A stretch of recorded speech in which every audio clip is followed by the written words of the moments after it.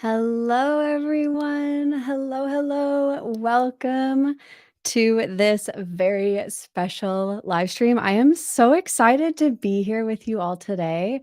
I have been seeing you all commenting in the chat. I want to say welcome to everyone to the Creative Electroacoustic Immersion Showcase.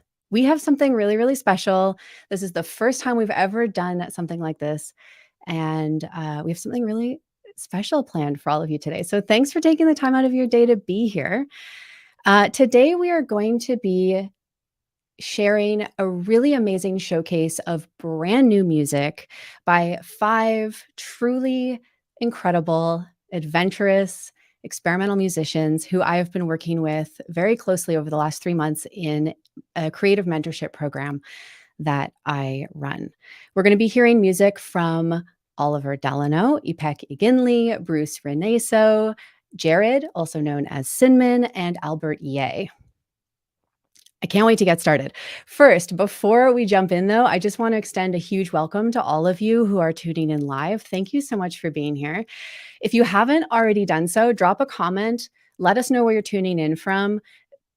Drop a bunch of hearts and explosions and stars and show some love for the amazing performers and musicians and composers we're going to be hearing from. It's so great to see so many folks from the Learning Sound and Synthesis community. Todd Kelly, hello, hello. Super excited for the showcase. We're excited to have you here. Dennis, I love your enthusiasm. Ready for this fun? Heck yes, that is what the plan is. Alan, welcome. Good evening from the UK. Very much looking forward to the show. So happy that you're all here. Hello to Todd Barton from Oregon. Welcome. It is seriously great to see all of you here. Woo! Okay, I just saw a really enthusiastic comment that I want to pull up on screen. Heather, you guys are going to rock it. Thank you for your enthusiasm and thank you for being here. This is wonderful. Okay, so for those of you who are watching the replay in the future, I want to say welcome to all of you as well. Drop a comment, say replay, let us know that you're tuning in, where you're tuning in from, and we would love to say hi to you in the comments after the fact. All right, so before we jump in, I just want to tell you a little bit about what we are doing and why we are kind of gathering here today. This event is really intended to be a celebration, first and foremost. So as I mentioned, I run a 3-month creative mentorship program that's called the Creative Electroacoustic Immersion Program.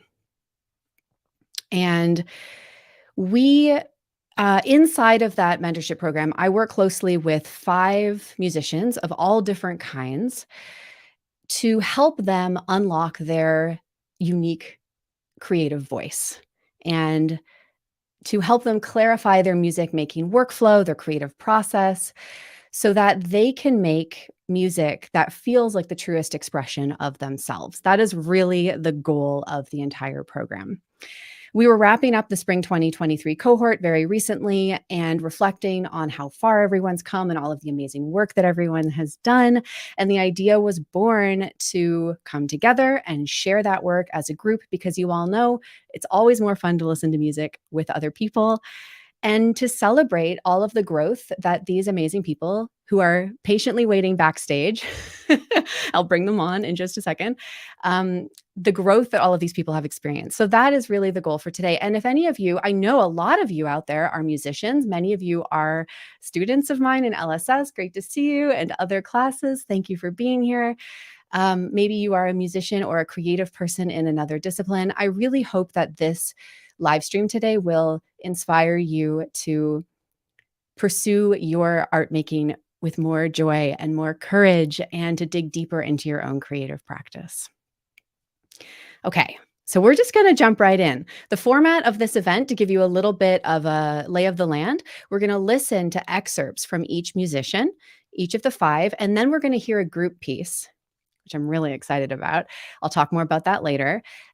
We're going to hear a little excerpt of work. Then I'm actually going to bring the musician on screen to talk a little bit about how they made their work, to ask a little bit about their creative process or the concepts that they were working with or the tools that they were working with.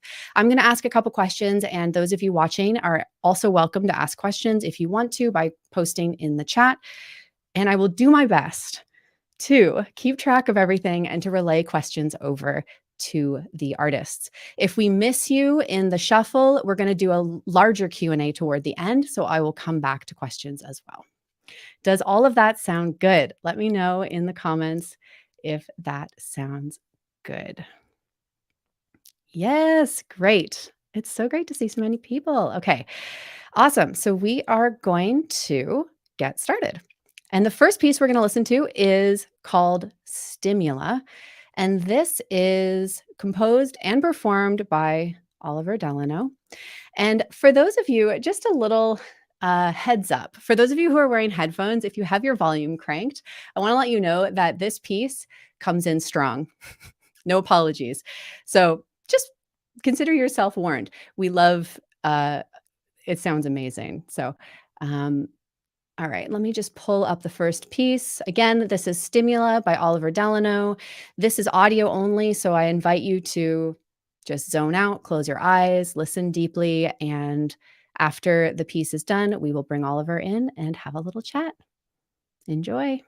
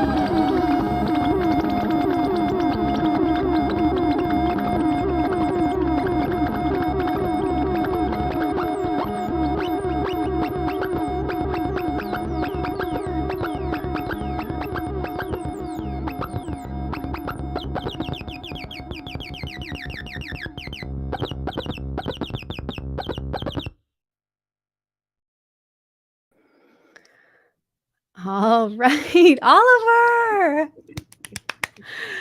Amazing. Oh my gosh. I love your music so much. It is so energetic. It is so lively. It is Thank just you. so many good sounds. Thank you. And congratulations for all of you watching who may not realize this was the world premiere of this piece. The world premiere. How does that feel? It feels good. It feels very good. Yeah, huge congratulations. Okay, so let's talk a little bit about your music because those Let's talk. sounds were amazing. They were bubbly and chattery and they had so much motion. Can you talk a little bit about what is happening? What instruments Sure. or techniques were you using? What did we just hear? Well, the instrument that I used was a Eurorack, which was all the tip-top audio Buchla system, thus the bubbly nature Ah, of it all. And it was all configured in a feedback configuration. So I had two oscillators, and each oscillator's output was plugged into the input of the other, love it. resulting in a whole ton of feedback and a massive amount of chaos. We love some good chaos. Good chaos is good for the soul. That's amazing. I just want to pull some of the love that is happening in the chat right now onto the screen. There is a lot of it. I don't even know how to pick. I have never seen so many little applause emojis. Here Oh my goodness. Here is a little bit of fire from Oliver Kohler. Thank you. Chris says that was great. Thank you, Chris, for being here. Thank you. We have a question. Someone is curious. They want to know, is this from a new album? Is this the start of a new album? This is from the new album, which was just completed.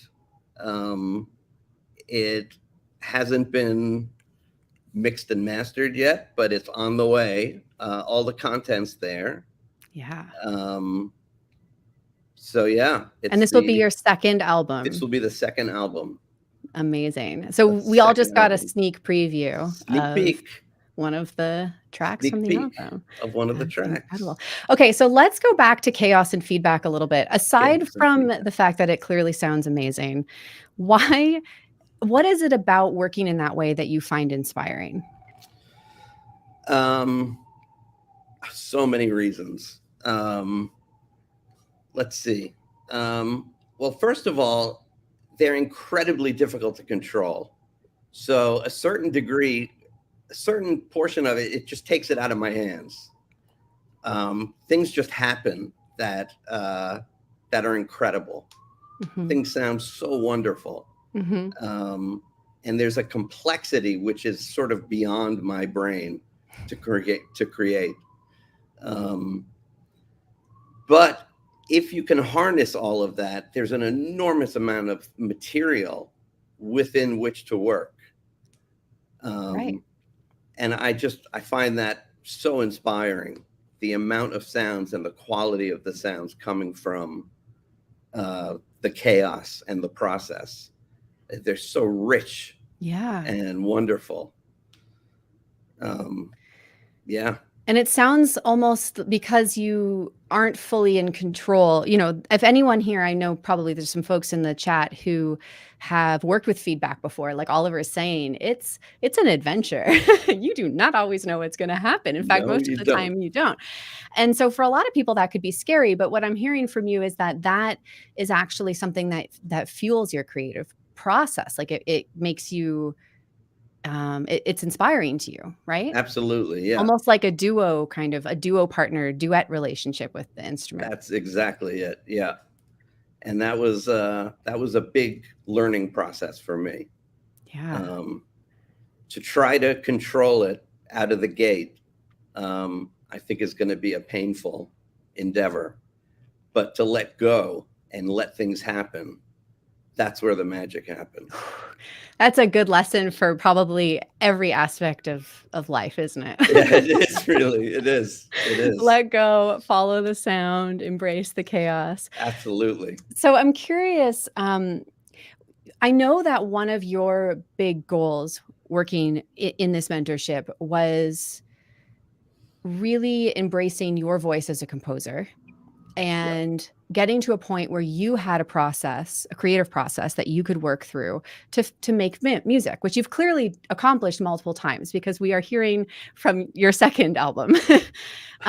So I'm curious what you would say, if there's anything that comes to mind, one or two big things that have helped you in finding that workflow for yourself or in building that creative practice for yourself. Yes, absolutely. I'd say the most important thing that I learned, that I figured out, especially with regards to the chaotic nature of all this music, is that editing is not cheating. And that was a very, very, very tough one for me to wrap my head around. It's okay to take all of your sound worlds, all of the sounds that you've created into your DAW and just go to town on them, rearrange them, edit them, turn them into the composition that you want to create. When I first started, that felt like cheating to me. And I don't know where I came upon that idea, but it felt wrong. It felt... So you felt like everything, your music needed to come from the instrument in one take? in With one no take. editing. Yeah. And that was the only honest way of doing it. I think you're not alone Yeah. especially in the modular synth world. I think a lot of people probably might feel that way. I don't want to speak for other people, but I definitely have heard that before. Yeah. And it's there's a lot of value to be taken from being able to pick and choose from, especially this chaotic world. It's awfully difficult to do it without picking and choosing the moments. Yeah. Great. I mean, this is such a valuable takeaway. I think it's what I'm hearing from you that is, I think could apply to any creative practice is whatever works for you is the thing to do. There's no and there's nothing one wrong with correct process. If editing is what works for you, edit. If playing it all in one take is what works for you, do it that way. And it might change the next album, right? It might change halfway through this album. And that's also valid. So it's all about doing things your way. Absolutely. I love that.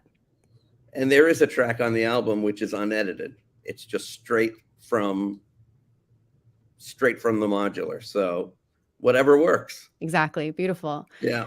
Thank you, Oliver. Okay, this has been amazing. Thank you for sharing your work. Everyone wants to know where we can find more of Oliver's work.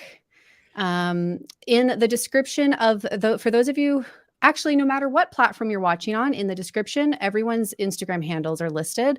So please do go and follow them and continue. But Oliver, you also have work up on Bandcamp, right? Would you like under Oliver Delano. Oliver Delano. And there's a link in the at the description at Instagram. Right. Okay. Awesome. Okay. Well, we can't wait. I can't wait to see and listen to your new album when it comes out. Thank you again for letting us have this little preview. We're going to bring Oliver back in a few minutes. But for now, I'm going to introduce the next piece that we are going to be listening to. And this is a little bit different. I'm really excited about this one. So we're going to be hearing from Ipek Iginli. And Ipek's focus in the mentorship program was really on live performance in particular and putting together an electroacoustic live performance, live improvisation setup with piano and electronics. So Ipek has compiled a video of different performance and rehearsal excerpts for us, sharing some of her work in progress and some of her explorations over the last few months. So without further ado, I'm going to pull that up now on the screen.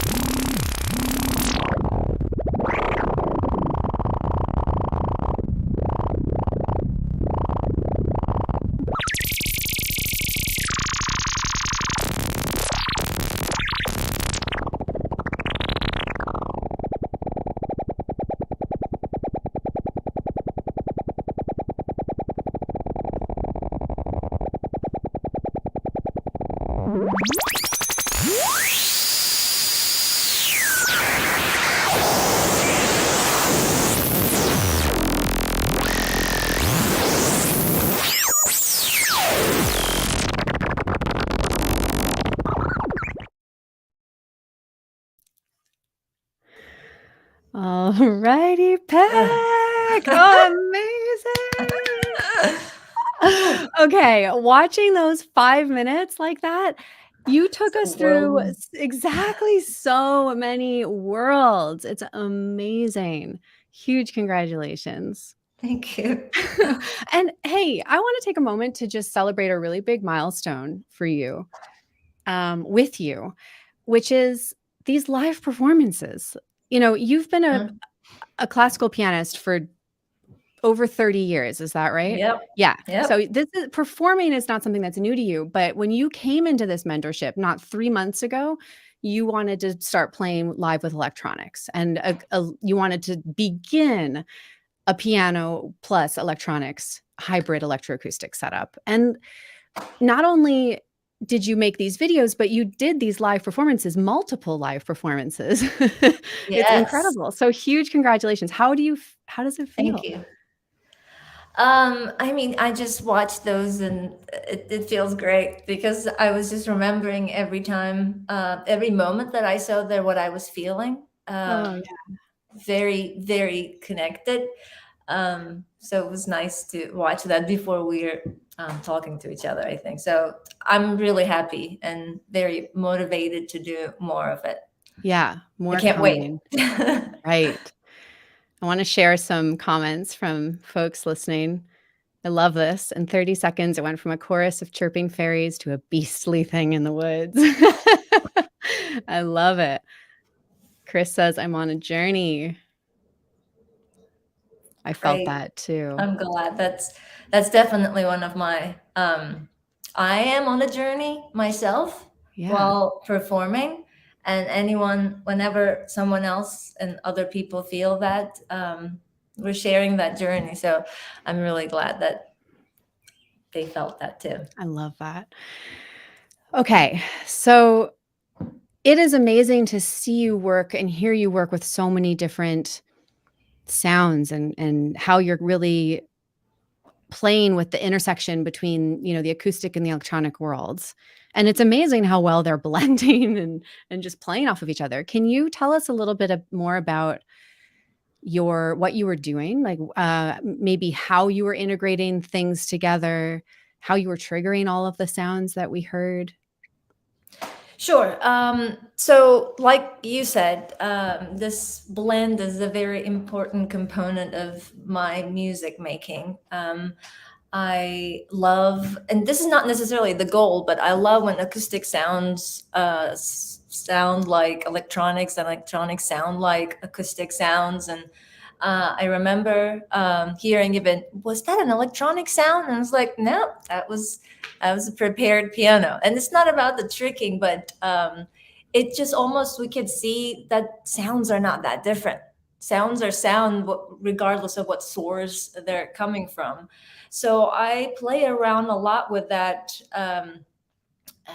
similarities. So layering them on top of each other, transitioning from one to another, just listening to its solo, and disappearing in the sound itself without thinking, oh, this was acoustic, this was electronic, and they're all together, living with each other and connecting while I'm connecting with them. So all three of us as a trio, almost sharing the music. So yeah, I'm using piano, as you heard. That's what I know really well. That's what I've done my whole life.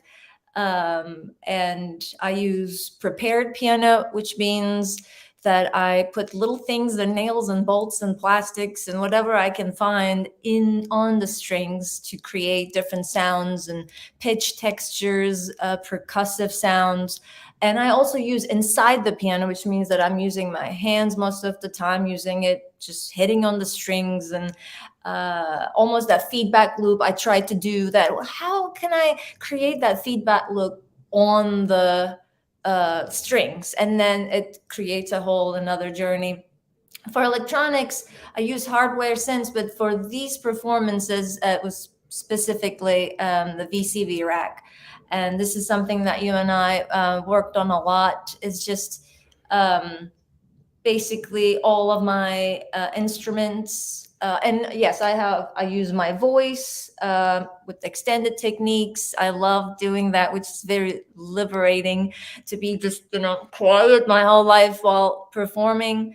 I could only mix pretty voices, sounds if I sang, but then now I could basically use it in however I would like. And connect it with electronics. And also I use some Turkish percussions, as you saw, and they're all connected to VCV. And I have different patches for these instruments, and they're connected to a MIDI controller that you probably saw that I was inside the piano playing around with something. And that way I could travel from one patch to another. And I have microphones with the sliders, so I could say, I want right now the piano, and I'm just going to do my voice. So I basically play around with all of those and change around and create different scenes as the journey is going from one scene to another. Yeah. Thanks for breaking it down. It's really exciting to see all of the inner workings of what's going on. And I think I can probably speak for some folks watching by saying that it is so exciting to see what's possible when you combine these things together. And the fact that technically you're just getting started with this, but it sounds amazing. And I'm so excited for everything that's coming for you. Speaking of which, what is next? What is coming up for you? I was a lot. I know the short answer is a lot. I'm going to a composer performer residency in Canada, West Bend. I'm so excited because it's for adventurous musicians.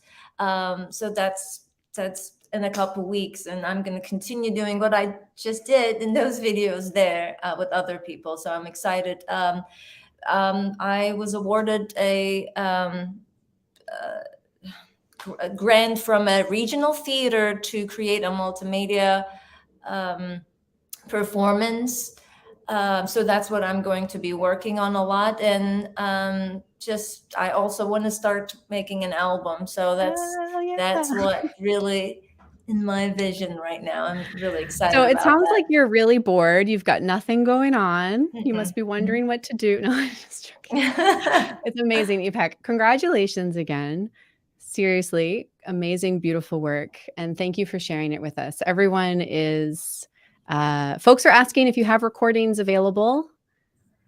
Yeah, I do. They're all more in videos. Like Sarah was talking about, I really focus on performances. So I'm going to now focus more on recordings too, but I do have a SoundCloud with some recordings, some of the old things. Great. Yeah. More coming. That's another answer. Check out the Yes. SoundCloud and your Instagram, and more coming soon. Okay. Thank you so much, Ipek. We're going to bring you back in a few minutes. All right. We're going to move right along. Next up, I am going to introduce a piece that was composed and performed by Bruce Reynoso. This is called Phobos and Deimos Orbit. And this is a composition off of Bruce's upcoming album, which is titled Starry Messenger, Transits and Orbits. We love a little bit of space travel. I'm going to play that next, and then we'll bring Bruce in.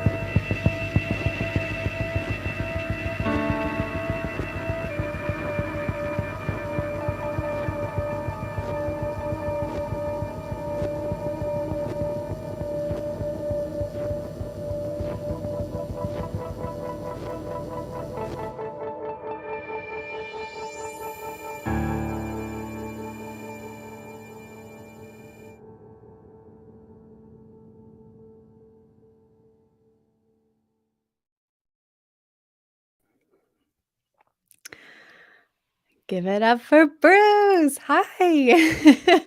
Congrats, Bruce. So beautiful. Thank you for that celestial journey. It's always wonderful. I'm so curious. can you tell us more about this piece? I mentioned that it's off of your upcoming album, but the concept and the idea is so much deeper. I want people to know how deep it is and how deeply you've been thinking about all of this. Can you explain a little bit more about the album? Sure. So the album and concept was, I think, inspired by three things primarily. We all know that Holst wrote a suite of orchestral music called The Planets. And then Galileo basically discovered 4 moons around Jupiter and published a book called Starry Messenger, which I happened to find the cover of, so that's what's behind me, in 1601, 1610. And then there's another book by an American author named Kim Stanley Robinson, which is about a composer from the far out edges of our solar system who makes a grand tour, performing at all the planets and comes downward in the system towards Earth. So all of this mashed together in my head, and I thought, all right, well, I'm going to have a starry messenger that travels outward towards the edge of the solar system. And so there are so many moons, right? Because Holst wrote the planets. I wasn't going to do the planets, so I picked the moons. And there are so many moons, I decided just to do the moons that Galileo could see. So that would be Earth's moon, the moons of Mars, and then the 4 moons that he could see around Jupiter, Io, Europa, Ganymede, and Callisto. So each of those is a composition. There are 6 compositions or set pieces, which I call orbits. And then rather like, if you know Pictures and Exhibition by Mussorgsky, there's a promenade, which is a piece of music that's the journey from one painting to the next. So in between the composition about the Earth's moon and Mars is another composition, which is a transit between the two. And that's why it's called Orbits and Transits. And the transits are a theme and variations that will help to glue the whole thing together, I hope. So Amazing. That's, and I did a lot of research into the science and into the mythology, and then I just jumbled all up in my head and responded to it, without words. It's amazing, Bruce. Working with you over the last few months on this, every time we talk, it's like you're bringing another kind of mountain of imagery and stories and they're your own responses to the research and also the science behind it. And it's been really inspiring to see how you're merging all of that and the depth with which you're creating this piece. You know what I mean? How deeply considered and thoughtful every aspect of it is. Okay, well, because you'll say things like, well, I need to use this kind of sound if I'm traveling from this moon to this moon, because I know that there's this crazy asteroid belt in the middle, or there's this kind of property in the atmosphere. And so I need to reflect that in the sounds that I'm choosing. And I just think it's really, I want to applaud you for that, because it's super inspiring to see that amount of care put into something. I'm going to bring some comments up on the screen. The passing sounds like something moving past you in space. Lots of people saying that it would make a beautiful soundtrack. Really enjoying the otherworldly music married to the desolate images of the moons. Yes. There are some marvelous images if you want to go to the JPL Laboratory website. You could just get lost there looking at all of the images of our solar system. I bet. Yeah, those images are incredible. Robert says, glad the moon survived. I was worried for a while. Wonderful.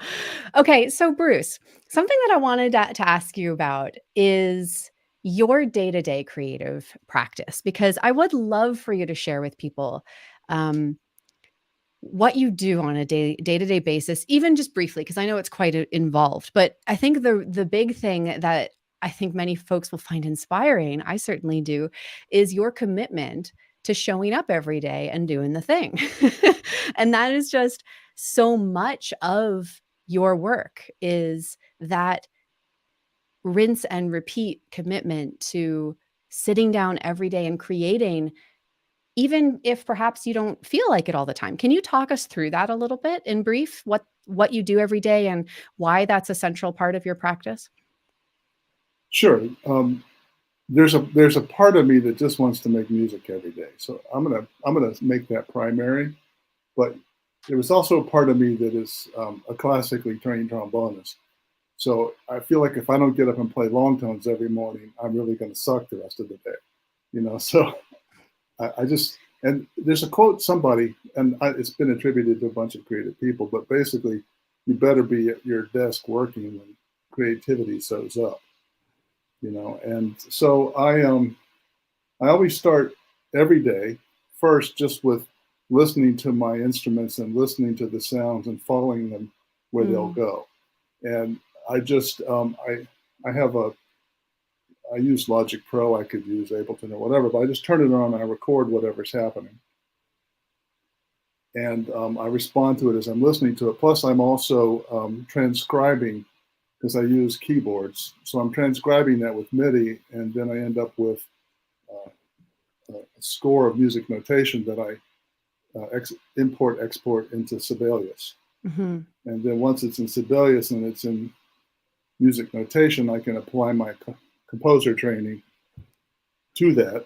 And that often helps. And then I can take that and go back and then try to incorporate that and play it along with what I already recorded or change what I already recorded. And that's really the process. And then, you know, there's later in the day when, you know, you just come back to it and you work on certain things and you practice certain etudes, or you just have a specific goal where you work on a specific thing, like putting fades at the begins of audio clips and the ends of audio clips so they don't pop and click, right? So is that first part of your practice, would you say, more improvisatory when you're generating sound? Are you kind of following your instruments and improvising, and then you go back and look at kind of listen and analyze what happened and make some more focused decisions on what you might want to keep or how you might want to combine it with other things? Would you say that that's correct? Yeah, I think that's right. Yeah. I'm improvising and listening because there, you know, part of this is a musical impulse to be expressive of whatever it is I'm feeling. Isn't really quite the right word, but you know, it's an honest expression. Yeah. And then I listen to it, and I have all the training that I have, so I cannot not listen to it without my composer ears on. So I am doing some composing while I'm listening. Oh, well, let's invert that pedal, you know, Yeah. or right, that sort of thing. But it does really help me when I see it in score form. All kinds of ideas come to me, and then I try to go back and play them instead of like just export MIDI back in and have the machine play the MIDI. I try to play it myself. Oh, interesting. I think this is just another beautiful example of finding a process that is unique to you, that works with your unique set of interests and abilities. We were talking about this earlier with Oliver, right? And so I think it's a completely different process, but it's really beautiful to see yours in action. Well, thank you so much for sharing everything. How can we stay caught up with this album other than Instagram? Everyone has your Instagram link below. Do you have anything you can share about it, or is it too soon? Well, it's too soon. I am in the process of hopefully polishing the mix balance so that I can send it to a mastering engineer and get it mastered. And then I'll become annoying with my social media posts. I think everyone's going to want to hear. Yeah, right. You won't be annoying. Okay, awesome. Well, everyone can stay tuned. We look forward to that. Thank you again, and congratulations. It's so exciting to hear this work and to be able to see it all come together over the last few months has been amazing. So huge congrats. Okay, we're going to bring Bruce back again in a moment. But for now, we're going to move along, and I'm going to introduce the next performer composer. performer, composer. This is special. Because okay, I'm not going to spill the beans. This is Jared, aka SYNMAN, and SYNMAN is from South Africa and will be performing his piece called Aurora. I'm going to pull that up on screen. One moment.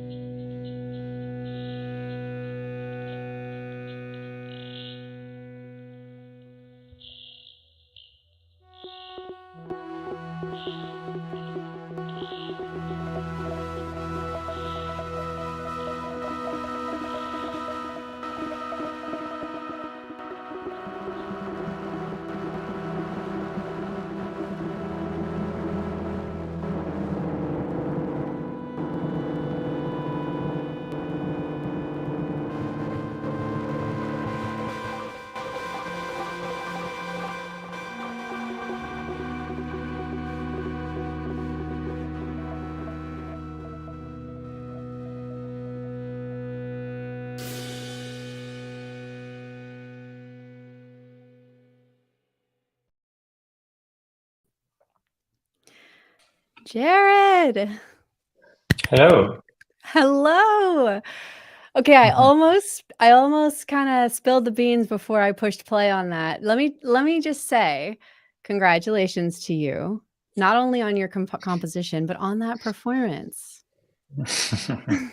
Our first performance ever, pretty much. Yes. Your first, that's huge. That's a huge milestone. So congratulations. And thank you for sharing it with us here. It's amazing to have that opportunity to share that with you. I want to pull up some things here from the listeners. Below the surface of your thoughts, I love what these words paired with the music does to the experience. Mhm.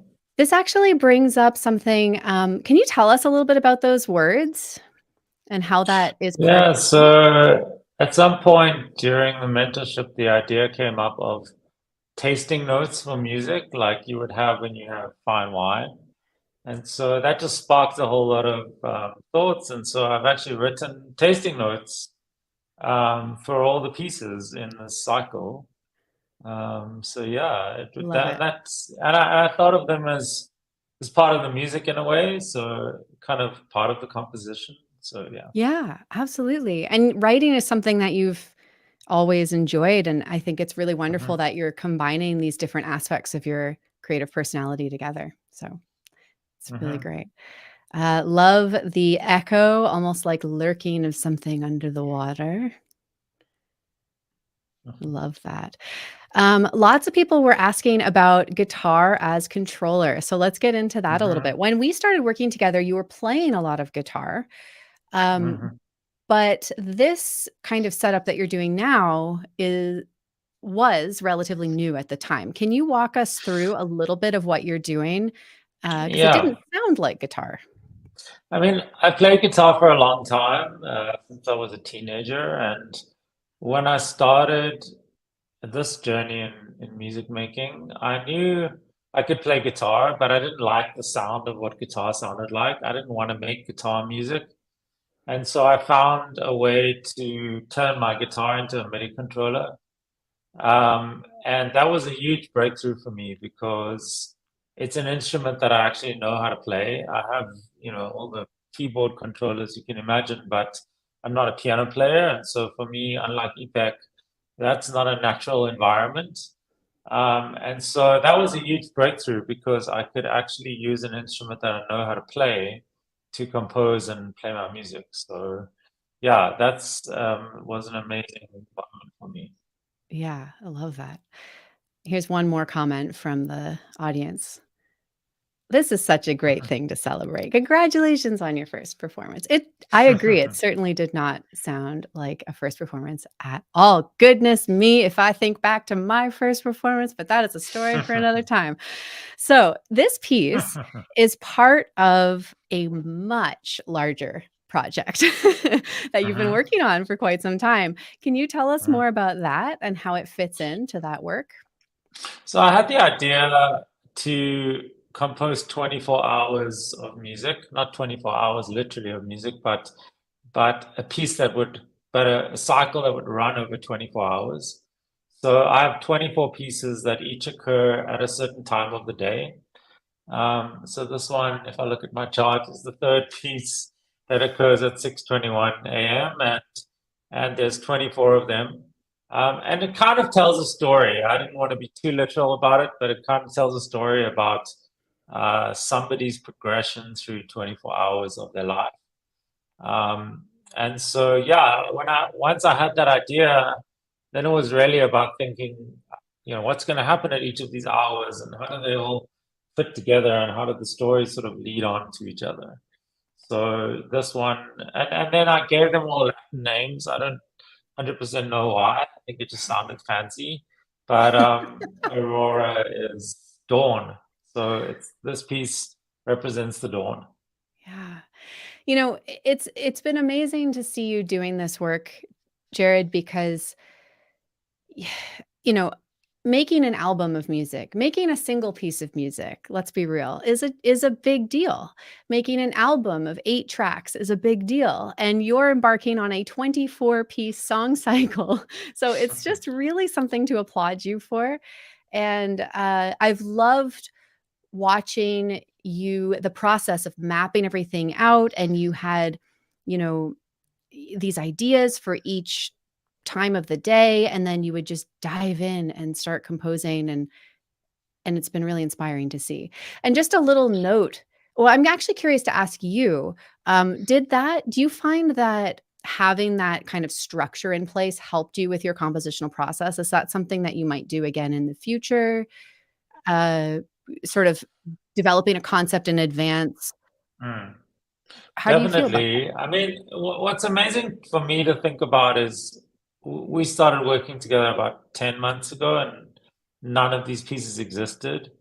And so definitely having a kind of structure and knowing how many pieces I was composing and having a sort of theme for each one was a huge part of how I got to where I was going. Yeah. So yeah, it's definitely something I will work with again. I think that I'm not a very structured person. Like, I don't work well within timelines and deadlines and all that kind of stuff.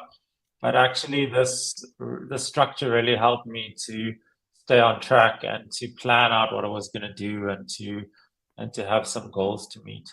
Yeah, amazing. Okay, well, congrats again. I feel like I could ask you a million questions, but we're gonna jump to the next musician, and we will bring you back as well in just a few moments. Thank you so much, and huge congratulations. Stay tuned for this entire song cycle coming out sometime in the near future, everyone. The name SYNMAN is the name to follow, and that is written in the description below this video. Okay, thank you so much, Jared. All right, and that brings us to the fifth person who's been very patiently waiting backstage, Albert Ye, who is going to be playing his piece, which is titled "And the Machines Shall Sing Us to Sleep."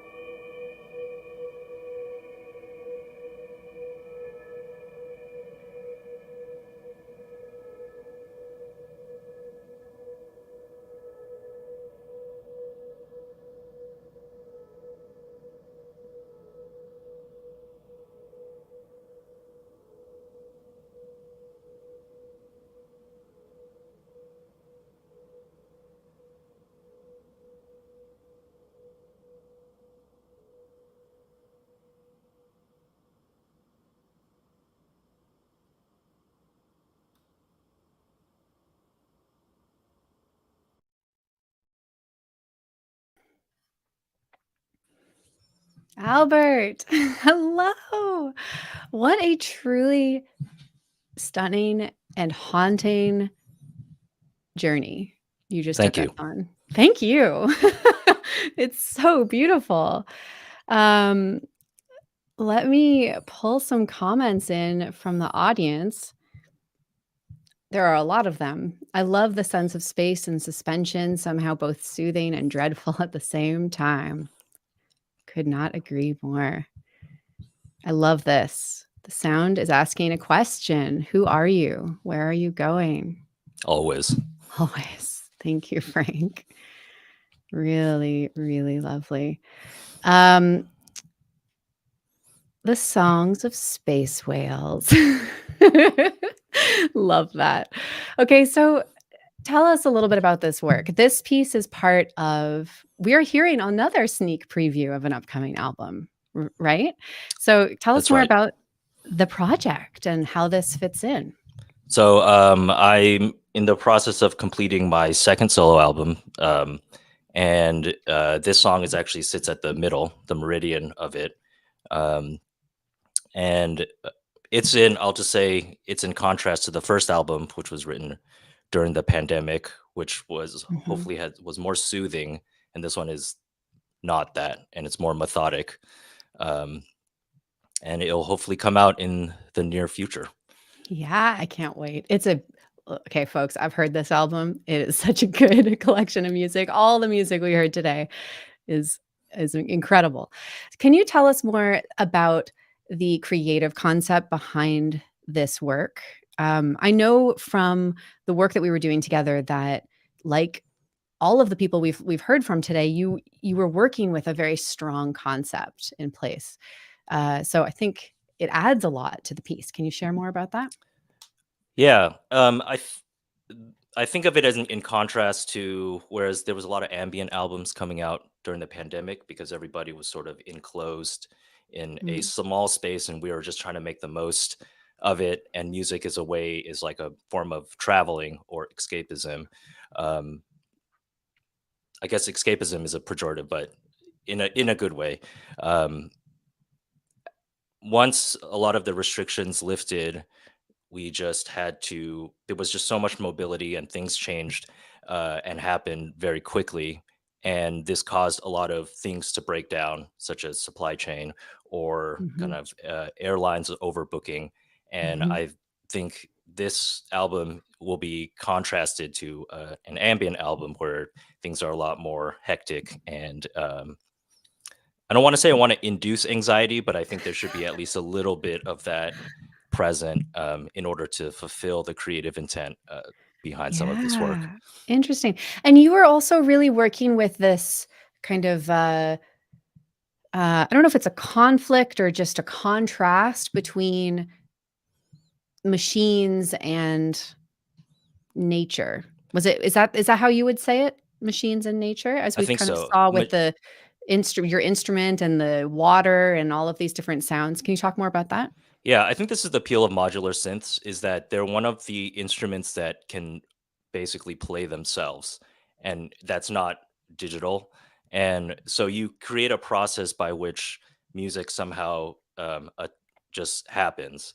Um, but on the other side, music, when you create it as a person, it becomes very deterministic and you're like making all of these small micro details. So I personally find it really fascinating that you can both observe this instrument that you put together make music for you, but also then interact with it. Mm. And I think that's sort of, not to be overblown with my assessment, but that's kind of how we interact with the world today anyway. They have a lot of autonomous processes that we have to be participate in.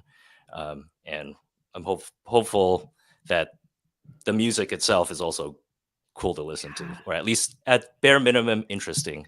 It's definite. I mean, it's beautiful. So, was the patch that that we just saw on the modular synth, um, can you tell us a little more about that? Was it a generative kind of architecture?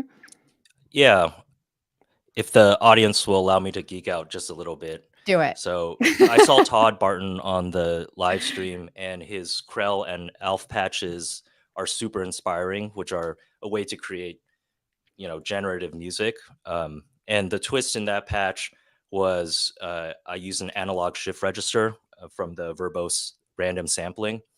And what's interesting for me about that is an analog shift register will capture a control voltage value and then cascade it to the next bucket, which means for 4 steps, which means that you can have a totally random patch or idea, but actually it repeats.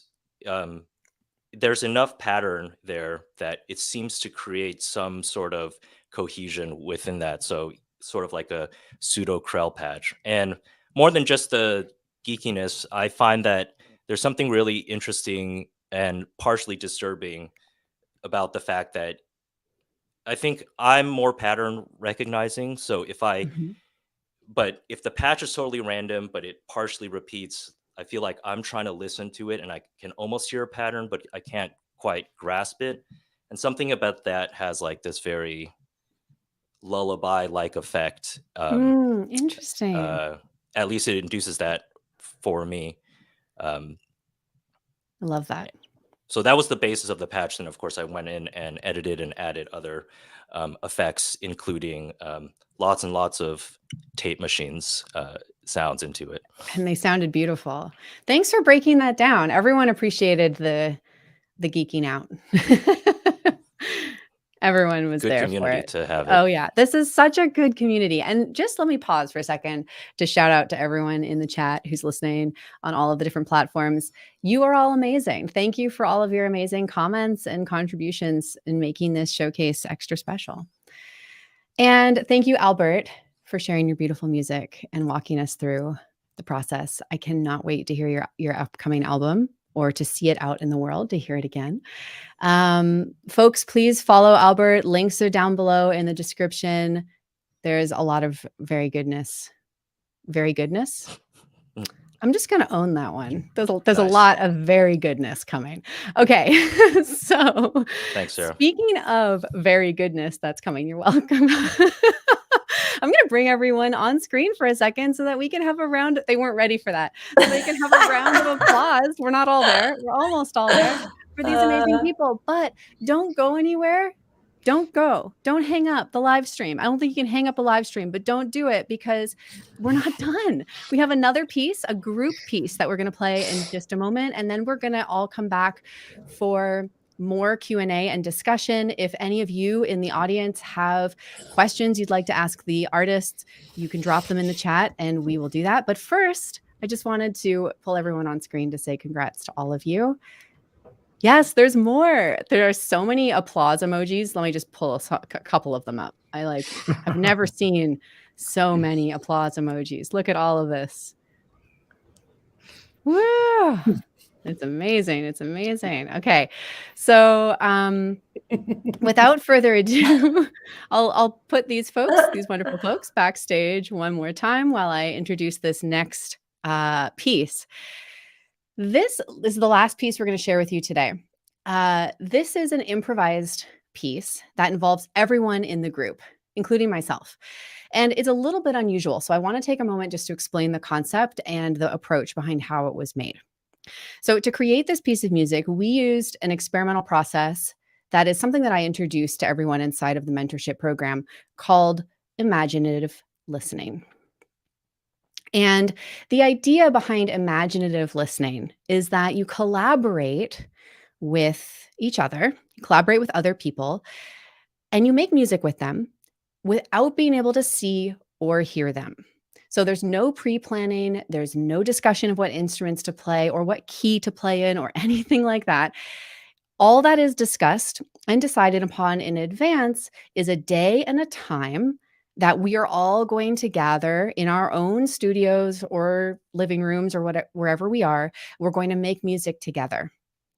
And we're going to record that at the same time. But again, we can't see or hear anything that the other people are doing. So what we're doing as everyone is playing, what they're able to hear is themselves, of course. And the creative challenge is for them to imagine hence the name imaginative listening, to imagine what everyone else is doing. This is a kind of deep listening exercise that is inspired by the amazing electroacoustic pioneer Pauline Oliveros, who is a very important mentor and inspiration in my personal creative life. And the idea is that you go into this state of deep listening and imaginative listening. And even though you aren't in the same room as the other person, you can connect to them in this kind of playful and imaginative way. After everyone records individually, all of their individual tracks are layered on top of one another. And what I do is I just line up the beginning of all of the tracks. I do a tiny bit of mixing just to make sure that the tracks are balanced relative to one another, but there's no editing, and that's it. And that is how the piece is created. It might sound kind of like a crazy process for some of you, but when it is approached with a high level of sincerity and commitment, which all of these people bring in truckloads, it really is an amazing thing what kind of coincident moments and interactions can emerge. And I love bringing this to my students and my community because I am personally really blown away by the power of listening. And I think that the act of listening is something that can unite people in a really special way, even when they're scattered all across the planet, as we were in this case. So with that preamble out of the way, I'm going to play this piece for you. This one, again, is audio only. So I'd like to invite you to maybe close your eyes if you're listening, if you're not, driving. Just really get into the sounds. And after we listen, I'm going to bring everyone back on and we are going to dive into a group Q&A. And just so you all know, no one has heard this. We are all going to listen to this piece for the very first time together. Even the people who contributed and performed, they've heard their layers, but they have not heard the composite piece. Okay, are we ready? Here we go. I'm going to go ahead and cue it up now.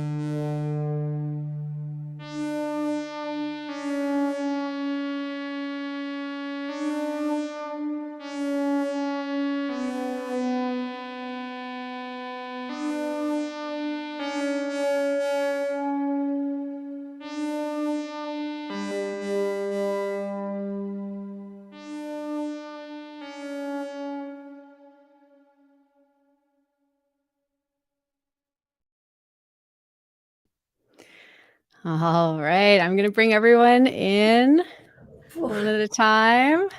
These folks, again, they just heard that for the first time, just with all of you. Huge congrats, everyone. What do you think? How was that, listening to that? Surprising? Mhm. Yeah. Yes, indeed. Let's see. There were a lot of amazing observations. Let me just pull a couple things up. I can hear everyone's voice coming through, but there's such a clear sense of collaboration. Please tell me this is being released somewhere. Maybe. I guess we will talk about that and see.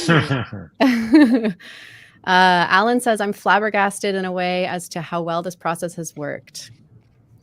Like I said, you know, deep listening, commitment, sincerity to the process, it works. It's amazing. If any of you are inspired to give this a try, I strongly recommend it. The collective mind was listening, amazingly cohesive as a piece. Even as a listener, we make connections. Cool experiment and process. So thank you all for listening. Here's one more. I agree, a beautiful ensemble. I'm so happy I was able to join you all for this. I'm curious, Albert, not to put you on the spot, but what was there anything in that, listening back to that surprised you, or was there anything in the process of recording your layer that you want to talk about? You can take that question either way, any way you want. I think it was immediately noticeable. Everybody's, maybe because I know everybody a lot better over the course of time, but it seemed immediately like I could hear everybody participating. And it sort of sounded like how I would have imagined it to sound. I would say probably like at 60%, which is pretty amazing if you think about it, because like I had no reference point when I was listening other than my pure imagination. Yeah, amazing. I'm going to ask the group some different questions, and I just want to invite everyone in the audience listening. If you have questions for the artist, you can go ahead and drop them in the chat, and I will keep an eye on that and relay them over. But first, I want to ask Jared, reflecting back on the last few months, what is one thing or two that you have learned about yourself creatively that maybe was a bit surprising? I mean, I would talk about the last kind of 9 or 10 months. And I think Sure. the thing I've learned about myself is that I'm actually a musician and a composer. I didn't know that before I started on this process. So that's been a nice surprise to discover that. Let's deepen that a little bit. I mean, that's an amazing discovery, and of course you are. What happened to help you realize that for yourself, or what shifted? I think it goes back to, the first question you ever asked me was, what is a piece of music? And I remember thinking about that and kind of realizing that a piece of music, for me, a piece of music is a form of self-expression, like a way of representing who I am in some kind of output to the world. And I'd never really thought of that before. Like, I'd always thought of music as there's a form or a structure or there's a style or a genre that you have to follow. But it never occurred to me that music is really just, for me, is about who I am made manifest in a form. And that for me was a giant breakthrough in my life, actually. Amazing. And yeah, like when I listen to my music now, I hear myself. And that sounds kind of obvious, but it's incredibly profound for me. It's huge. Thank you for sharing. I love that. And I'm so excited for everything that's to come in the future for you. Here's a question from the audience that maybe I will direct over to Bruce. What was the most helpful aspect of working as a cohort? Or actually, we'll start with Bruce, but if other people have something they want to chime in here, because it is really a question about the group, you can let us know. What was the most helpful aspect of working as a cohort of artists with different backgrounds and perspective rather than as individuals? It's a great question. Well, I'm a little hung up on the singular most helpful aspect. Well, let's just go with a helpful aspect. It doesn't have to be the most. Well, there were so many helpful aspects, but I think what it was the richness of their art and the richness of their musical expression and the richness in the diversity of musical styles and techniques. It was like a prism and a magnifying glass, and it revealed more of me to myself. Mm. So that's my answer to that question. That's a beautiful answer. Thank you. Yeah. Does anyone else have anything they want to add to that? Yeah, I mean, I think it's really just, for me, it was realizing there are other people in the world that actually like this kind of music. And being able to play my music to someone who didn't go like, what on earth, what is wrong with you? Like, do you need some professional help?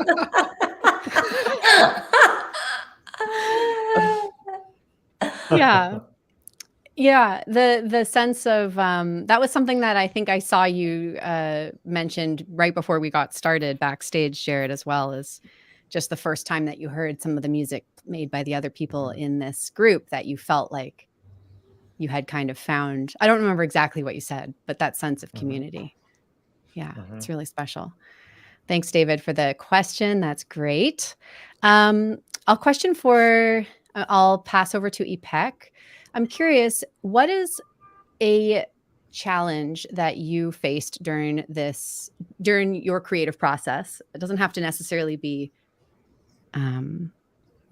well, yeah, let's keep it within the span of the last few months. What's a challenge that you faced and that you overcame, that you feel contributed in a meaningful way to your work? I think this is something that came up a lot with all of us. And if I put it in words that everybody would recognize as monkey brain, I would call, is that every time I was away, and this is something that has been going on for a long time, obviously, in different costumes, these characters pop up and talk to me. But whenever I'm away and just things feel like they're falling apart, I don't know this, I don't know that, I can't do this, and all those things. And then they take over. And but definitely being in a community, and like Jared was talking about, I'm not alone, not only doing the kind of music, is that having those thoughts that everyone, at least in this group, we were sharing. And then we were not only sharing the thoughts, we were sharing how we're dealing with it, where they were carrying us to. And one of the things that I shared with you all, the visualization that I use sometimes, when I'm in that space of doing this and that, I literally imagine my other self right behind me, putting her hand on my shoulder, saying, I know what you're going through, but you love doing this. You love performing, you love music, and you're going to get through it. And doing that to myself, it's just so helpful. I even did that at my last performance, right before I started. I was just listening to the space. I just felt my own hand on my shoulder, and now it gives me a smile on my face. And I really found that kind of courage to help imagine myself as the person to help me through this community and through this process. It's so beautiful. I think there is not a person in this entire audience who cannot relate to the feeling of like, I forgot everything. Yeah. I can't do, whether it's, you get to your performance and you just feel like you're blanking, or you've taken time away for whatever reason from your instrument and you feel like you don't have anything like still there and you're starting again. It's such a normal feeling. And I think that what you just described, this approach of like taking yourself by the hand or putting your hand on your own shoulder and guiding like saying, hey, we got this. I trust in myself to do this and come back to the music and come back to the listening. I think that's so powerful. Thank you for sharing that, Ipek. It's really, really lovely. I want to ask Oliver what's something that you would say to someone who's watching, piece of advice, piece of encouragement, who's maybe feeling a little bit unsure of themselves in their practice right now, maybe a little unsure of their compositional voice or their next project, or like what they're doing. What's something you might offer them?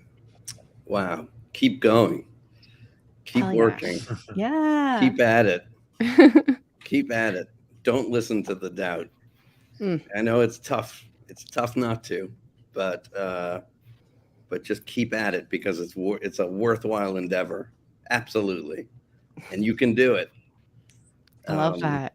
You can absolutely do it, and just persist. Yes. Oh, it's so absolutely good. Persist. It's so good. You've got this. Okay. Amazing. Yeah.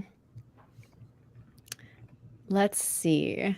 I think there's some questions here's a question from the audience that's for Jared in particular.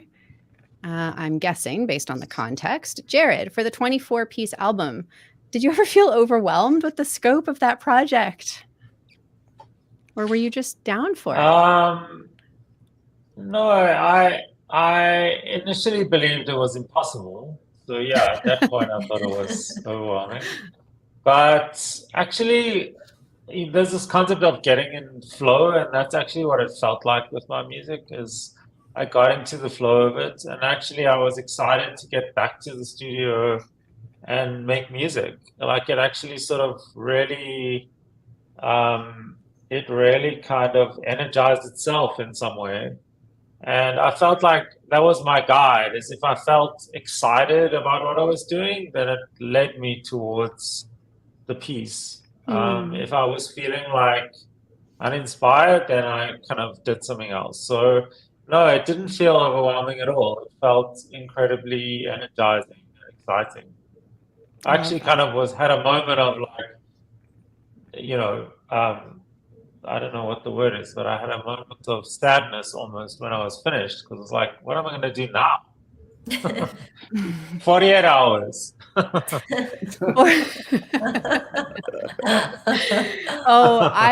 I understand that feeling when it's so real when you're coming off of a big project, a huge creative push. But I have nothing but faith that whatever comes next for you, Jared, is going to be amazing. And I can't wait for it. But also take some time to integrate this one, celebrate this one. It's good to rest a little too, and see what naturally, emerges. Okay, Albert, are you ready? I've got a big one for you. Big question. I think so. Why do you make music? What does it mean to you? Oh, to put it simply, I need it, and I think that's it. And if others need it too, then we have a party. I love that. and we can have a party with others. But fundamentally, I have a need for it. Yeah. I love that. Simple answer. It's perfect. Okay, let's see. I'm going to scan through the chat and see if there's any other questions. Here's one that can kind of be presented to the group. I'm curious, do you think it would have been any different if you had done the same exercise when you only first met? So this is talking about the imaginative listening. We did it actually early on, didn't we? So Yeah, maybe, we I don't did. know, Ipek, do you want to talk about, was there any difference for you in the first one versus the one at the end of the cohort in terms of how it felt or how you showed up to it? So when we did that first, and then we talked about it, you were asking again us, like, how did this feel? Mm. And I remember that first time we were matched as doubles. And I remember when that first 5 minutes started, just the silent part. I Right. couldn't, when I thought about, and I was matched with you, Sarah, I couldn't stop smiling. I just, it felt so good that I was just about to make music and I was with someone else who's just, again, so far. And that felt so good. But not that only, that part. This was just an experience. And we talked about it afterwards, bringing that smile into my practice in general. And that also created the idea of me connecting with myself. It doesn't have to be someone else always, but so there was this unknown that just smile popped up on my face the first time, and then the second time, which I knew that we were going to do it all of us together, I knew that I was going to smile again. So I think the biggest difference was that I was more ready for it. And I definitely would love to do that more. And I don't think people need to be musicians even. I feel like just making sounds and putting them together, just that idea of connecting and imagining, it was so powerful. I thought both times. And now listening to it for the first time, like Albert was saying, and I could hear all of those, and I could, like, the people who did what, and then some moments of, whoa, how did all of us come together like that? And that the beauty in that randomness and power, it was meaningful. I love that. Thank you. Anyone else have something they want to say about this? I do have one thing, which is about this question about doing it the first time. The first time we did it together, I learned something about listening. And not just to the sound waves in the room with me right then and there, but listening deeper to other sound waves, other places, and imaginary music. And that's also one of the most important aspects of this whole project that we've been working on together. It is just, I learned to listen to myself. And I think maybe that's why there were those moments that you mentioned, Deepak, where the 5 of us or the 6 of us came together in this performance we just heard. And it was like such synchronicities because we were listening to ourselves so carefully and deeply. Thank you, Bruce. It's beautiful. Learning to listen to yourself. It's a lifelong thing that we cultivate, and it's oh so important. So let's all do more of that. It's so beautiful.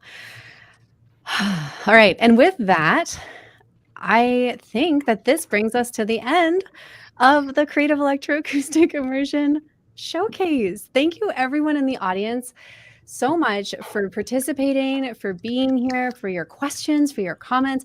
Huge round of applause and emoji love for these incredible musicians on the screen. I want to remind you all that their information, their names, their social media handles are in the description below this video, whatever platform you are watching on. So go click on it and follow them and they're amazing. And there's so much more amazing things that are coming from them in the near future. And I also want to just extend an invitation to anyone who's watching.